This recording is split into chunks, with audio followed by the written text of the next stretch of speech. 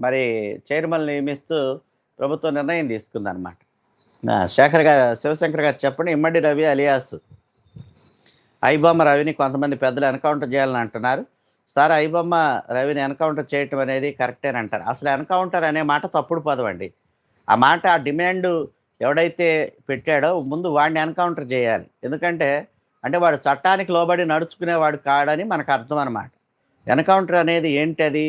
ఎవరిని చేస్తారు? ఎటువంటి పరిస్థితుల్లో చేస్తారు? పట్టుకొని తీసుకుపోయి ఎన్‌కౌంటర్ చేయమంటే అదేంది, అది కాల్చి చంపటం అయ్యిద్ది. అది ఎన్‌కౌంటర్ కాదు. ఎప్పుడన్నా ఆహ్, ఎదురుపడి వాళ్ళ చేతుల్లో ప్రమాదకరమైన ఆయుధాలుండి వీళ్ళ మీద దాడికి దిగితే, అప్పుడు వాళ్ళ మీద కాల్పులు జరిపితే అది ఎన్‌కౌంటర్ అయిద్ది గానీ, ఆల్రెడీ పోలీసుల అదుపులో ఉన్నాడు.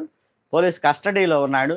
అటువంటి వ్యక్తిని తీసుకుపోయి మీరు ఎన్‌కౌంటర్ చేయండి అని ఎవడైతే అడుగుతా ఉన్నాడో, ముందు వాడిని బొక్కలో ఎయ్యాలి. నాకు తెలిసినంత వరకు వాడు చట్టాన్ని గౌరవించేవాడు కాదని నాకు తెలిసినంత వరకు అర్థమైన సంగతి. మన చట్టాలేవి కూడా అట్లా చెప్పట్లేదు.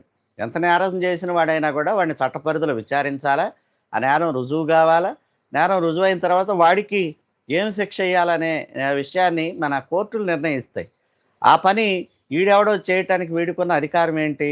ఎన్‌కౌంటర్ చేయాలని ఎవడైతే అంటా ఉన్నాడో, ముందు వాడిని కేసు పెట్టి లోపలెయ్యాలి. వాడిని బొక్కలో ఎయాలి. ఎందుకంటే వాడికి చట్టాల మీద నమ్మకం లేదు. న్యాయ వ్యవస్థ